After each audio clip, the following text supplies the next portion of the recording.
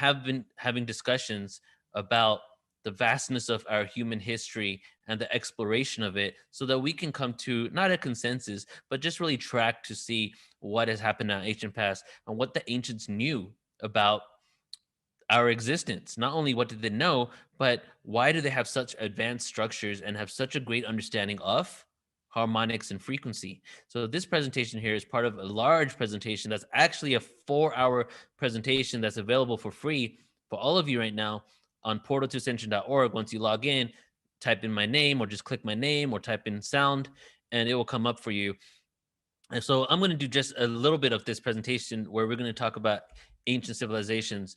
But before I get into that, I want to tell you this quote right here really explains why I even did a sound presentation in the first place. And every one of my presentations begins with something like, let's start with why I did this. So why did I do this presentation? Well, this quote really says it all. And if you can just integrate this quote and listen to it and feel this quote, maybe you'll understand that. The forms of snowflakes and faces of flowers may take on their shape because they are responding to some sound in nature. Likewise, it is possible that crystals, plants, and human beings may be in some way music that has taken on visible form. It's very interesting there, saying that basically a vibration. So we know how vibrations and frequencies affect snowflakes and flowers. So maybe plants and human beings may also be that music or vibration taken on physical form. And I think that is, from my research, is true. Nikola Tesla even said, if you want to find the secrets of the universe, think in terms of energy, frequency, and vibration. So why sound? Well, if you want to understand the secrets of the universe, check, I want to understand the secrets of the universe, or I want to look for them at least and explore them.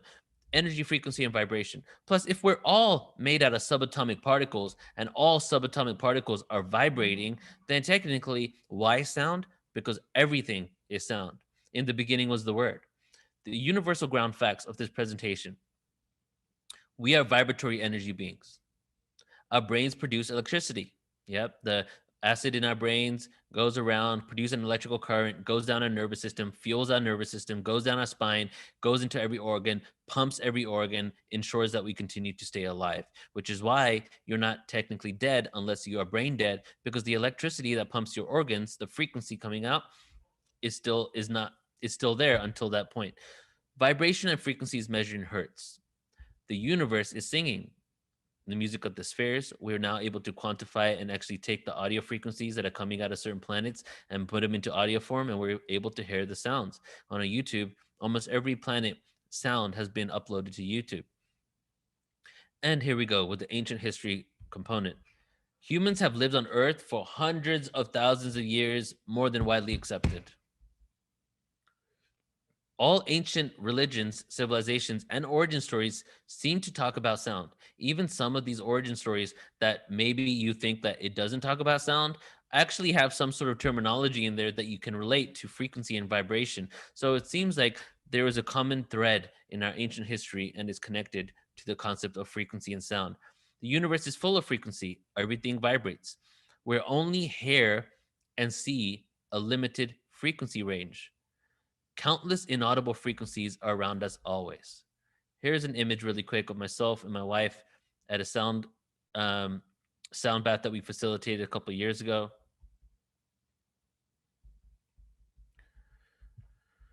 And skipping forward to ancient civilizations, the slides that I just passed are basically explaining the physiology of the human body. I feel that a lot of us here probably are aware that sound or vibrational frequency is a science that can affect us in a harmonious way and assist us in, empowerment, upliftment, healing, all types of things. And even traveling, maybe interdimensionally, maybe even space travel when it comes to quantum physics and bending space time. So those are those slides that I'm going to skip over right now because we're getting into the ancient civilizations component of this presentation.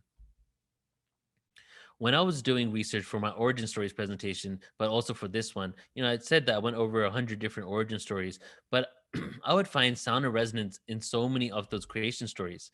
Many creation myths begin actually with God, whatever you want to call God, speaking or singing the universe into being. Even in the conventional scientific theory, the Big Bang, What's the bang? The bang is a sound, right? The vibration, the sound, the big bang. The universe was sung into creation. That's an Egyptian saying right there about the universe literally being sung into existence. And of course, in Hinduism, which comes from ancient Vedic wisdom, that comes from the Indus civilization, that comes from even further back, probably into the land of Kush in Egypt, we have Om, and we even have every chakra having its own sound. So we're definitely noticing a common thread here of sound and vibration in many stories. There's one origin story that I'm going to share with you right now. This origin story is from the Laguna Pueblo Native American Indian creation story. Not, I just copied and pasted that. I don't like to say Indian because I'm Indian and that's from India. So really, it's Native American. I don't even like to say, this is like a side note right here. I wish we knew all the names of all the tribes so we can give them all credit in the right ways rather than giving like a term of indigenous or natives, you know? So these are the Laguna Pueblo natives of the Americas.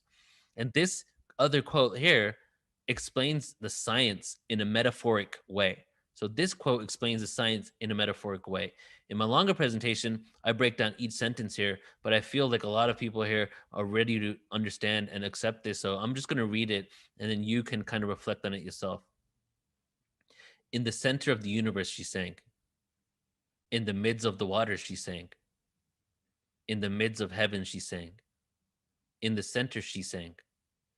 Her singing made all the worlds of the spirits, the worlds of the people, the worlds of the creatures, the worlds of the gods, lowercase g.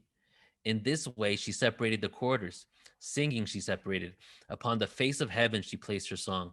Upon the face of water, she placed her song. Thus placed her song. Thus she placed her will. Thus wove her design. Thus sang the spider. Thus she thought. This origin story says it all. You know, probably more than this exists, but it says a lot. The female energy, center of the universe, vibrating. The vibration created all of these things. The vibration even created the dimensions of the gods. And it was all from one thought. The Australian Aborigines also speak of three sacred songs, the song past sung by the primordial ancestor spirits who walked across their landscape, singing its landforms into being. We have the 6 days of creation, which coincide with the six aspects of Om, the six solfegial tones, the six aspects of the all-seeing eye of Horus.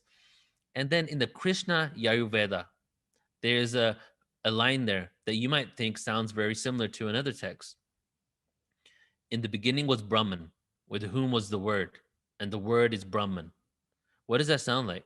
Well, it sounds like John 1:1. In the beginning, there was the Word, and the Word was God. And the one of the biggest, largest, most well-known, I guess, creation story in the world that speaks about sound is actually in one of the largest religions in the world. So the Hebrew faith as well as Christianity. Let's break this down. In the beginning was the Word. What's the Word? The Word is sound. And the Word was with God. And the Word was God. This line has now told us that in the beginning was sound. And this line has also told us that all of creation exists in a paradox. Why? The Word was with God and the Word was God. Those are two paradoxical items. The Word was with God right next to it, two people, two things, two entities, two vibrations, and the Word was actually God. He, this is where some people get lost. He was with God. Some people think he's talking about Jesus, and some people think he's talking about God still. But look at what we're talking about here. He, what is he? He is the Word. The Word was with God in the beginning. Through the Word, all things were made. Without the Word, nothing was made that has been made. I love that line. Without the Word, nothing was made that has been made. Without the sound. In him, who's him? The sound, the Word. In the Word was life, and that life was the light of all mankind. Another really telling line right there. The Word, the sound, became the light. So it's everywhere, right? And let's just dive into ancient Egypt. I think we're going to have time just to go over like two ancient civilizations, probably, and their use and awareness of sound and frequency. This video right here, I'll just tell you what it is. This is a video of Robert Schoch at the Portal to Ascension Conference 2019, live in Irvine, California. Robert Schoch. And he's speaking about the geological evidence of the fact that the pyramid, the Sphinx, is probably at least 13,000 years old, through geological studies, and also the positioning of the Sphinx in regards to the constellation of Leo. Everything lines up with that time right there, which completely shifts the timeline for what we've been conventionally told about Egypt. There's a documentary called The Pyramid Code on Netflix. Many amazing people, John Anthony West, Robert Schoch, Robert Baval, Graham Hancock, a few other people are in it. And in there, they show a cross intersection cutout, kind of like this, of the pyramid, of one of the pyramids on the Giza Plateau. And in that, they show that underneath the pyramids, let's show you here, if you can follow my arrow, right here with this white line is, there is a bunch of aqueducts. There's an aqueduct underneath the pyramids, right? What used to happen is when the Nile River would overflow during certain seasons, the water would go underneath the pyramid. This has all been proven to actually exist, and the pyramid code shows it to us.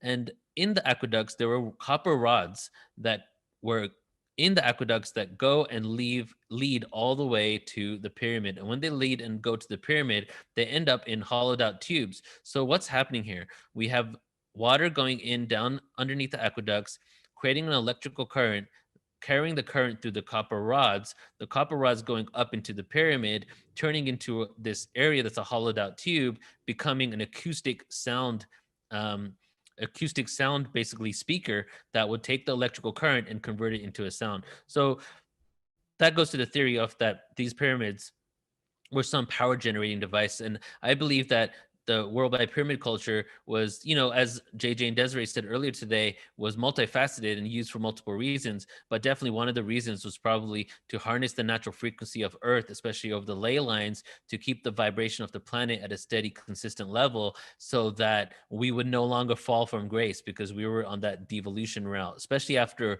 a huge cataclysm that occurred. And many advanced civilizations kind of had to start from scratch, but a lot of that information was still there because we were in a Satya Yuga. We were in a golden age when the cataclysm happened 13,000 years ago.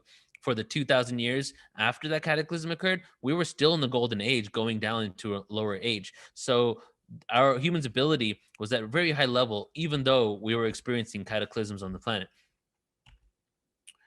In Egypt, we have sound that we have some theories of how sound was used in Egypt, and some people say that sound was used to create megalithic structures, most likely. 2600 BC papyrus states the Great Pyramid of Giza was created in 20 years. Okay. The pyramid contains about 2.3 million individual blocks of stone, meaning one block would have to be laid every 5 minutes of every hour, 24 hours a day for 20 years. But the problem with that is each block weighs around 2 tons, and they didn't seem to be natural to the region. They had to pull it from somewhere else. So that's about 1,764,000 pounds of stone being laid every day for 20 years. If we listen to the way they tell us these were created. So could it have been levitation? There's many different theories. I'm just offering you theories here. I'm not telling you which one it is. Levitation or not, built in 2600 BC, or maybe it was a combination of both. The Egyptian language even was created in a way to emphasize specific frequencies. My research has led me to believe that the Indus civilization, which Mohenjo-daro was part of, was basically a breakaway civilization from the land of Kush and Kem, from Egypt, the great civilization. If you listen to Sanskrit, which is, ancient Egyptian is not really a common tongue anymore, but Hindi is, which is directly connected to Sanskrit. And all the rites and rituals within Hinduism are using Sanskrit words. Excuse me 1 second. You can tell that this language, especially Sanskrit, which probably derived from this, it's emphasizing certain frequencies and tones. Here's an example. I'm going to do the Gayatri mantra. Om Bhu Bhava Swaha Tatra Vitarvareniyam Bhargo Devasya Dhimahi Dhiyo Yo Na Prachodayat. Om Bhurbhava Swaha Tatra Vitarvareniyam Bhargo Devasya Dhimahi Dhiyo Yo Na Prachodayat. You can see how it's emphasized, right? How it's almost like a piercing frequency. Sound frequency is generated by aqueducts. So this is what I showed you in the other one, that turn the frequency into maybe a sound and vibration that would go in, or at least fuel and provide energy and power to the pyramid. The Great Pyramid of Giza could have been a power plant using with frequencies in mind. And experiments conducted by an individual named Ton Danley in the King's Chamber of the Great Pyramid and in the chambers above the King Chamber suggest that the pyramid was constructed with sonic purpose. Danley identifies 4 resonant frequencies or notes that are enhanced by the structure of the pyramid and by the materials used in its construction. The notes start from an F sharp chord, which, according to ancient Egyptian texts, were the harmonic replica of Earth. Danley's tests show that these frequencies are present in the King's Chamber even when no sounds are being produced. They were there in frequencies that range from 16 hertz down to half hertz, well below the range of human hearing. According to Danley, these vibrations are caused by the wind blowing across the ends of the so-called shafts. If you see my full presentation, you'll see my wife and myself in Palenque, where they have all these amazing way to ventilate and move air through these acoustic pyramid structures that seem to actually trigger certain areas to resonate specific vibrations.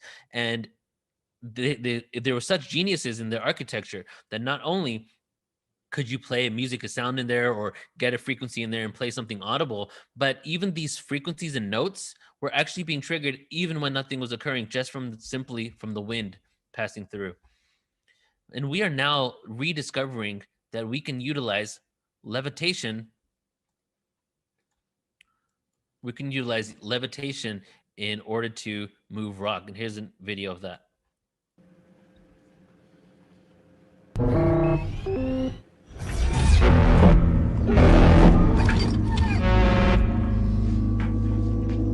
Utilizing sound.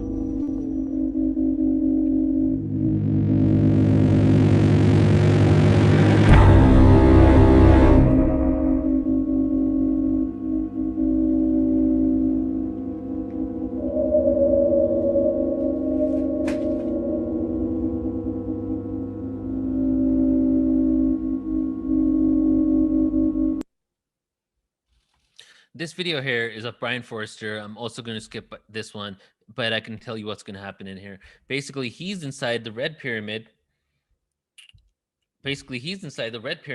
And they're testing and chanting in the red pyramid and trying to figure out what tone is being reflected back to them. And they play it on a keyboard and they test it out, and the tone comes out to A. Within Egyptian scriptures, hieroglyphs, we see this right here, the Eye of Horus, which is very interestingly the exact same depiction of a intersection of our brain that is our pituitary and pineal gland. So, and it is the same exact style. It's very interesting that not only, is this eye can represent the third eye and awakening, but the image that they created of it is actually an image of how it really physically looks within our brain, which then opens up the question of what did these ancient people of the land of Chem actually know? What did they know? How did they know this information?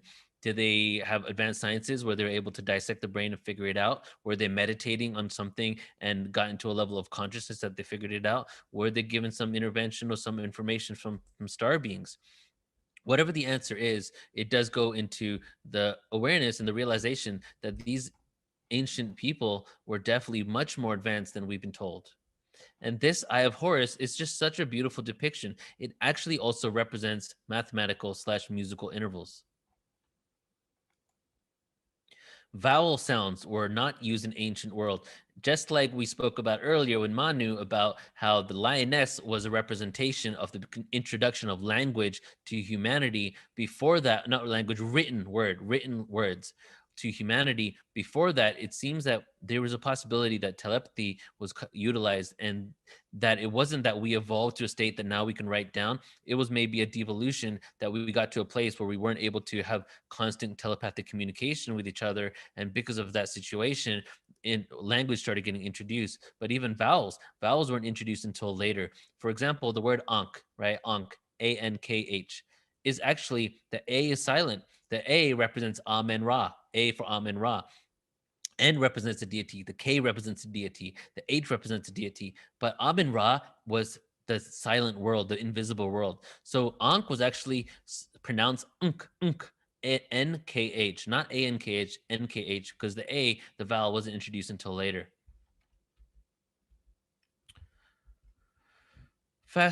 Moving to the other side of Africa. We started up North Africa. Now we're going south. Michael Tellinger is the foremost researcher on this. We do a lot of work together.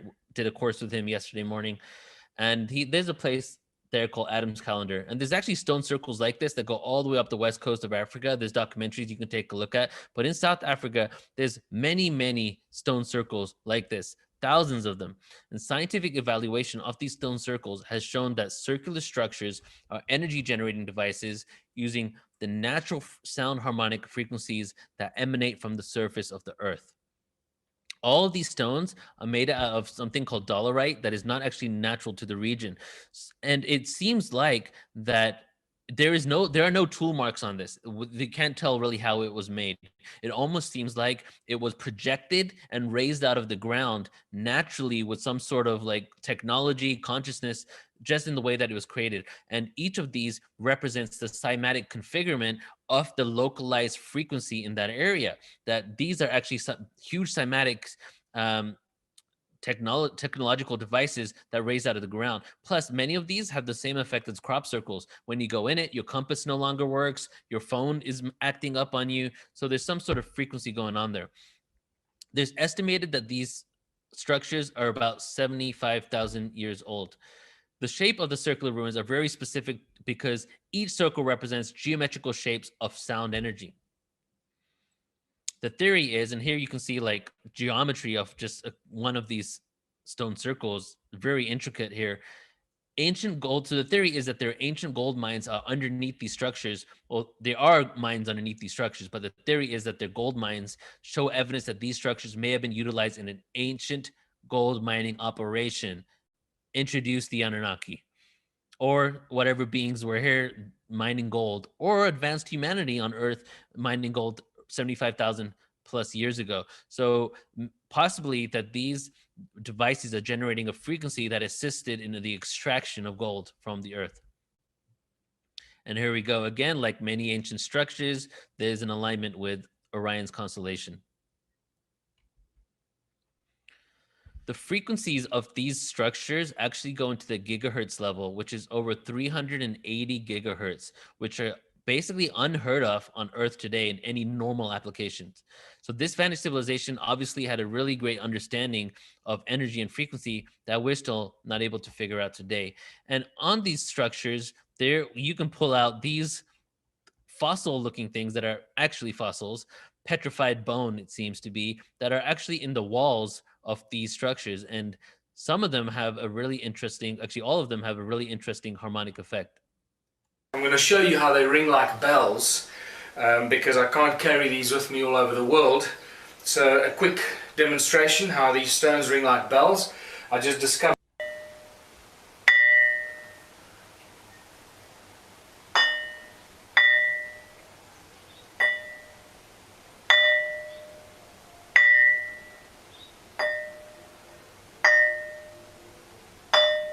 I can actually feel my fingers underneath are deadening the ringing because I'm holding it and it's deadening some of the effect. There we go. That's better. That's what you want. You realize that this thing really rings like a bell and it reverberates for quite a long time. So there's some sort of harmonic frequency going on there.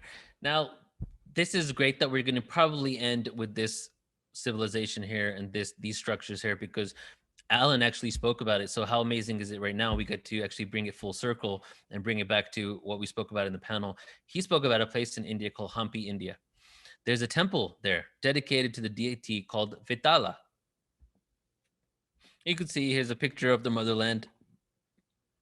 Here's Hampi right down here. This is one of the temples. Here you can see how beautiful it looks. So this temple was actually dedicated to a deity called Vittala. Maybe you've never heard of Vittala before. I didn't until I actually started researching this.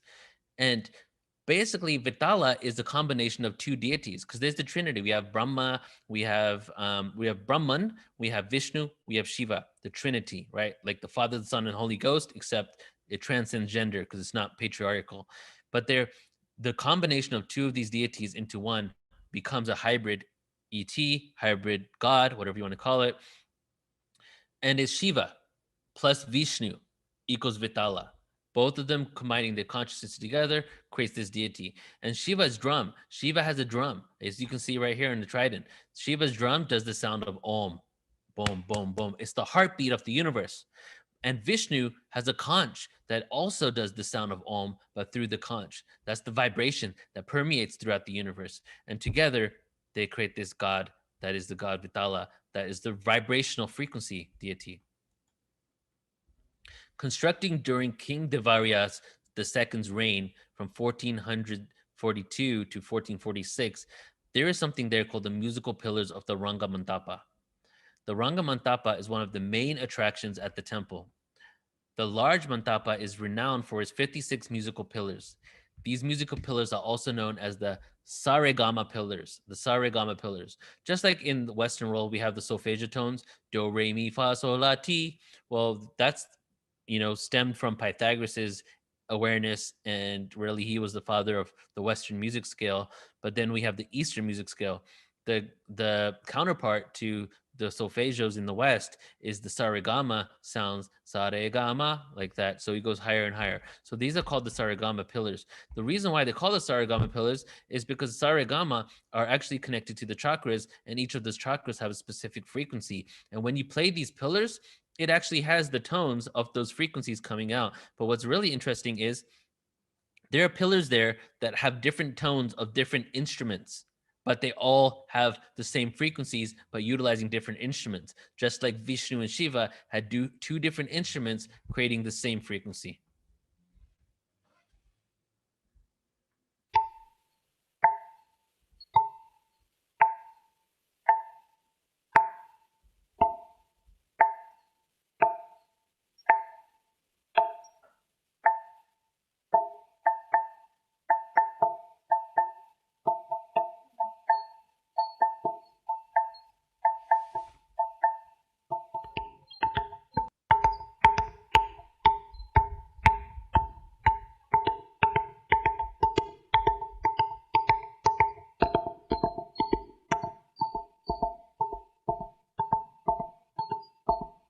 Some ancient wisdom carried off into India, probably a few thousand years after this awareness was really like cultivated. They maintained some sort of information, some sort of technology.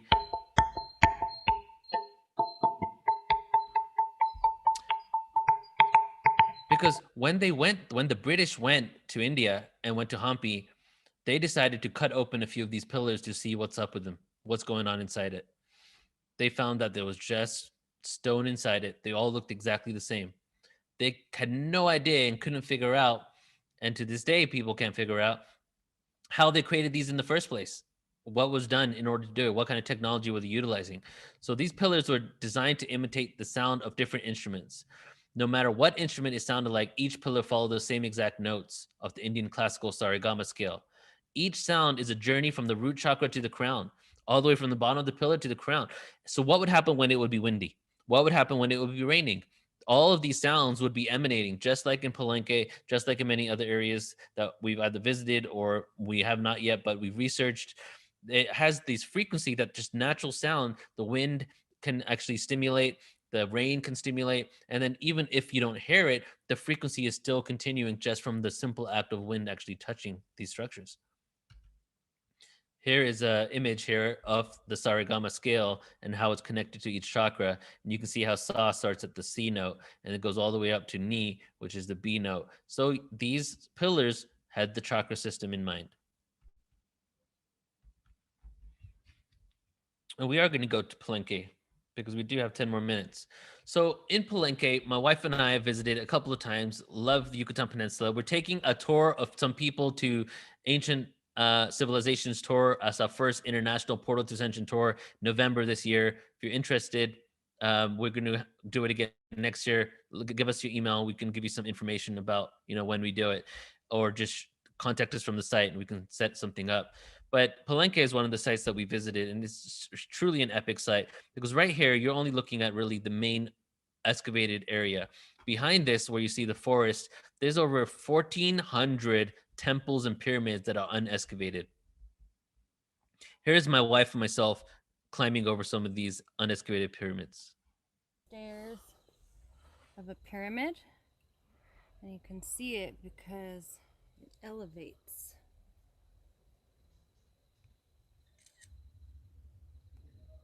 That's a pyramid right there. Like literally the rock and everything, how it's going up, we're on top of it. ¿Cuántos piramidas temples? 1473. 1,473 1,473 unexcavated pyramidas in this area right here. And here's one of them. Wow. Just wonder what. So Palenque was known to be a central hub for trade, commerce, diplomacy, and foreign affairs. Many different ethnic groups were represented here. Many have been in an area for global affairs and great minds to share ideas.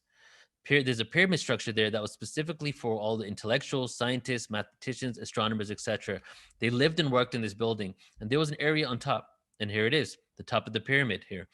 And they would gather here in this area, and they would have discussions about creating the Maya Empire, the beginning phases of it all. They would share ideas, information, welcome foreign dignitaries that were coming in to share information as well. And this entire structure actually used to have a roof. If you can follow my cursor right here, you can barely see it, but behind here is a slab. Over here is a slab as well. These slabs were all originally a part of the roof. All right, so last time we're here, unfortunately, we can't go into that side right now. It's closed off for some reason. There's a slab right there. See that slab right there, and the slab on the right-hand side.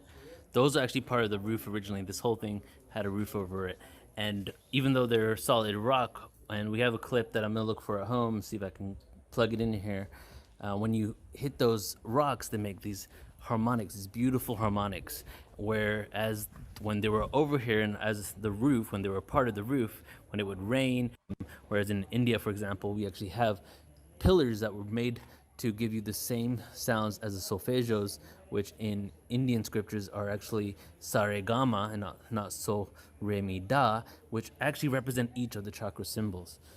Also in Egypt, they have these, I think, also pillars that we've yet to see, but I've been told that when the wind blows, it's the same type of thing. So pyramids and structures were known to have sound frequency from nature. So there is definitely something going on in regards to ancient sites and their awareness of sound frequency, but done in such a beautiful way, acoustically, without creating damage and pollution through these rock structures. And just like I showed you in Hampi, basically that whole entire area was covered by the roof with those stone slabs. And the video I couldn't find was us going up to those slabs because in that time we went there, it was closed off, that area. But the time before we went there, we were playing those stone slabs, just like that guy in Hampi, India was playing those drums. We were playing around with it and they were emanating this frequency. So imagine the astronomers, all the mathematicians, the elite of society, not in a negative way, elite like we have now, but the elite people that were creating the society and sharing ideas, all sitting in that area with the entire structure designed to not only emanate frequencies and harmonics, but when it would rain, the wind would come through, or just the natural flow of the wind would create either a subtle frequency or an actual audible one just from the bombardment off the roof or just touching the stones around there. And of course, we have other stories, right, of levitation and frequency. The Puma Punku H blocks. Local folklore says that there's two different, for both of these, Stonehenge and the ancient H blocks, that some people have stories that they were levitated into place. There's other stories that giants actually brought them and put into place. Maybe the giants levitated them and put them into place. So we just find this awareness around the world. Last ancient site, County Meath, Ireland. There's a 5,000-year-old structure found to be amplifying the Earth's natural magnetic frequency in that area, which is 110 hertz. So we can, what I've shared with you so far, we can split into two things. Frequencies of structures that are utilizing the Earth's frequency in order to create some sort of effect, right? And then we also have man-made structures, human-made structures that are emanating these frequencies by being like by some sort of technology, by wind, rain, whatever, somebody playing it that is also emanating a frequency. This structure in County Meath, Ireland, is thought to have been built around 3200 BCE in the Neolithic period, the last part of the Stone Age, and older than Stonehenge. And here it is right here.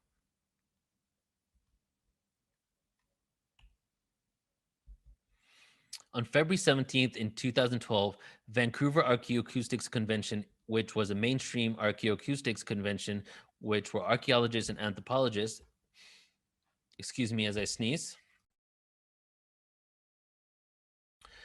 and scientists got together to discuss the sound and resonance properties of ancient sites. They went to Malta and tested the frequency and discovered it resonated at 110 hertz.